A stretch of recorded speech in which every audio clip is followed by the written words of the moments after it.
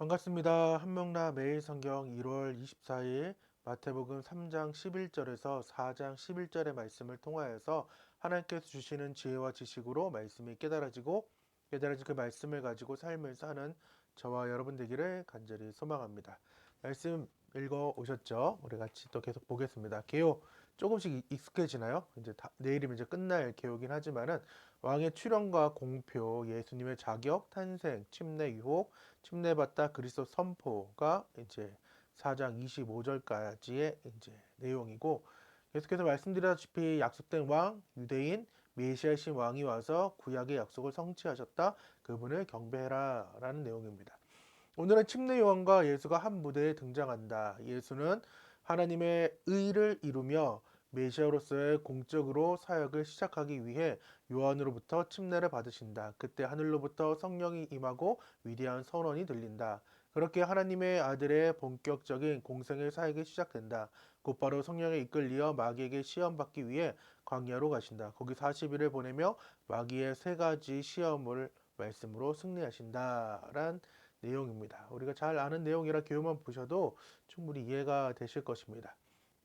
이제 새로운 나라의 시작입니다. 이 의는 정말 중요한 마태복음의 개념 중에 하나인데, 우선 총 7번 등장했고 산상수훈에서 5번이 등장할 정도로 그 의가 좀 중요한데, 그 의가 지금 오늘 나옵니다.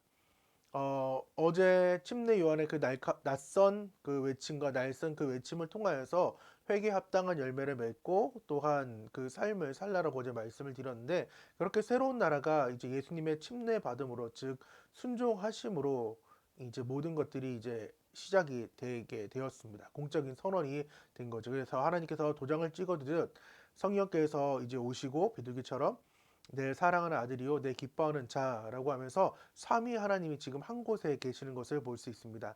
시편 2편의 하나님 나라의 왕과 이스라엘 고난받은 그 선지자의 종에 대한 내용이가 지금 오늘 이제 함께 움직여지기 시작한 것이죠.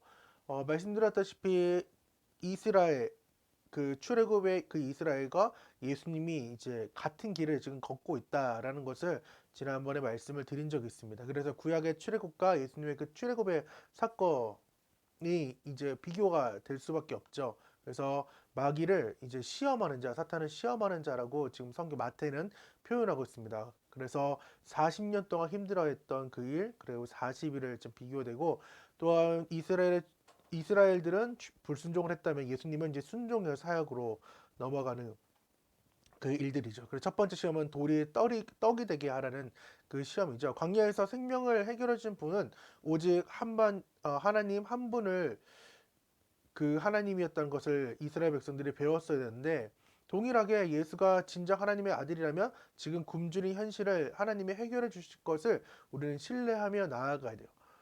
자, 음, 40년 동안 가나안에서 이제 곡식을 이제 얻기까지 40년 동안 하나님께서는 만나 메추라기를 먹였어요. 그런 것처럼 그것을 믿는다면은 동일하게 예수님의 그 사역들을, 또한 하나님의 아들이라면 지금 내가 힘들고 어려운 것들을 해결해 줄 분이 하나님인 걸 믿어야 되는 거죠. 왜? 보내신 이가 성령님이에요.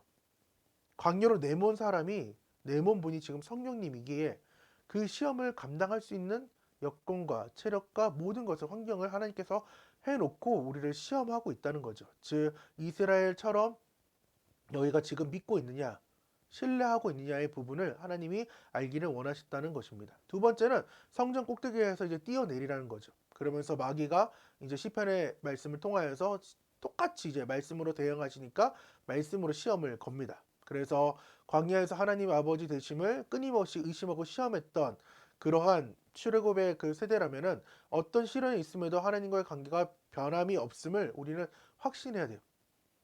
광야에서 그렇게 하나님의 상황들을 의심하고 시험했던 그들을 보면서 이제 예수님의 상황들을 보면서, 40일 동안 그렇게 혹독하게 금식하시면서도 그 모든 시련이 있으면서도 하나님과 관계, 즉 나는 하나님의 아들이다 라는 그 관계가 변함이 없으니까 더 당당하게 이 마귀의 시험, 사탄의 시험을 능히 이길 수가 있었다는 것입니다. 그만큼 나와 하나님과의 관계가 얼마나 중요한지, 돈독한지 알아야 돼요. 만약에 기찬이하고 혜미가 저와의 관계가 만약에 제대로 정립이 돼 있다면은 누가 니네 아빠 아니야 하더라도 애들이 울지 않을 거예요. 왜?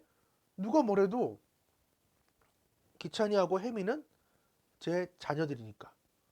근데 그것을 의심하는 순간 힘들어지겠죠. 그런 것처럼 마귀는 끊임없이 우리의 관계, 하나님의 자녀됨의 관계를 계속해서 의심하게 만들고 끝내 불순종하게 만들다는 거죠. 세 번째는 지극히 높은 산에 가서 천하만국을 보여주면서 자기에게 경배하라고 말했어요. 그리고 마치 모세를 실패자, 가나안 땅을 밟지 못했기 때문에 그는 실패했다라고 얘기하지만 모순과 거짓이 공존하는 이 세 번째 시험에서 모세는 실패하지 않았죠. 하나님은 약속을 신실하게 지키시고 약속의 땅을 주셨어요. 다만 모세가 실패한 것처럼 마귀가 얘기하는 이유는 모세의 사명이 거기까지인데도 그 사명에 대해 지금 흔들러 놓고 있는 거죠. 각자의 사명이 다른 거예요. 근데 그 실패의 자리로 계속해서 내모는 거죠. 지난 민수기에 그 사명자들이 다 다른데 누구는 골절 들고 누구는 편하게 뭐 애헴하고 누구는 성물 이렇게 들고 나가는 게 되게 안 좋게 보일 수도 있지만은 그게 아니라니까요. 다 공평하고 하나님 앞에서 다 사역자인 거예요. 하지만 많은 세상 사람들은 누구는 편하게 사네, 누구는 그렇지 않다라는 그 선입관을 보는 순간 모세같이 실패자로 우리는 여길 수밖에 없는 거죠. 그렇기 때문에 하나님의 약속, 하나님의 그 의는 계속해서 이루어지고 있다는 것을 우리는 알아야 됩니다. 근본적인 그 하나님의 시험은, 성령께 주시는 그 시험은, 지금 예수에게 주는 시험은 첫째 아담과 둘째 아담에 대해 다시금 얘기하고 있는 거죠.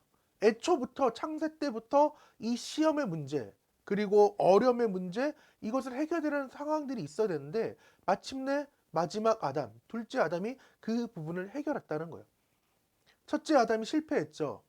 선악과를 먹음으로. 그래서 창세기 3장 6절에 그 내용이 쭉 이제 나오면서 대표적인 이제 시험에 대한 문제를 세 가지 시험으로 지금 예표돼서 나왔고, 그래서 이 문제를 이제 해결하는 거죠. 그래서 로마서 5장 12절, 한 사람으로 말미암아 죄가 세상에 들어오고 죄로 말미암아 사망이 들어왔나니 이와 같이 모든 사람이 죄를 지었으므로 사망이 모든 사람에게 이르렀다고 말하는 거예요. 이 선악과의 사건을 통하여서 첫째 아담의 실패를 통하여서 우리가 죽을 수밖에 없는 존재가 되었고 하나님과 멀어질 수밖에 없는 존재가 되었지만은 예수님께서 이 땅에 다시 오심으로 인하여서 또한 승리하심으로 인하여서 우리는 이제 하나님께 나아갈 수 있는 담력을 얻게 된 거죠. 로마서 5장 17, 18절에는 한 사람의 범죄로 말미암아 사망이 그 한 사람을 통하여 왕노릇하게 되었은즉 더욱 은혜와 의의 선물을 넘치게 받는 사람들은 한 분 예수 그리스도를 통하여 생명 안에서 왕노릇하리로다. 그런즉 한 범죄로 많은 사람이 정죄에 이른 것 같이 한 의로운 행위로 말미암아 많은 사람이 의롭다 하심을 받아 생명에 이르느니라라고 말씀하고 있어요. 그 의로우심, 예수님의 그 승리하심으로 인하여서 범죄가 이제 다 덮어지는 상황으로 넘어진 거죠.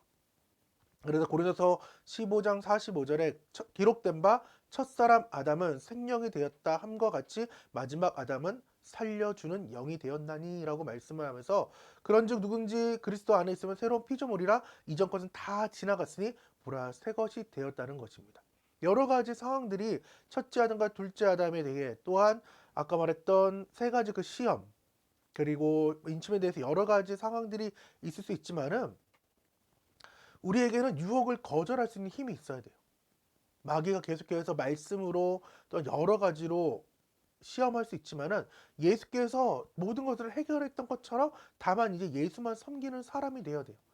사탄이 유혹이 와도 똑같이 여러 가지 상황들이 예수님처럼 오더라도 예수님처럼 기록되었을 때라는 우리 가라사의 게임 아시죠? 옛날에 많이 했잖아요. 가라사대 손 올려라 올리고 손 내리세요 하면은 내리면 지는 거잖아요. 왜?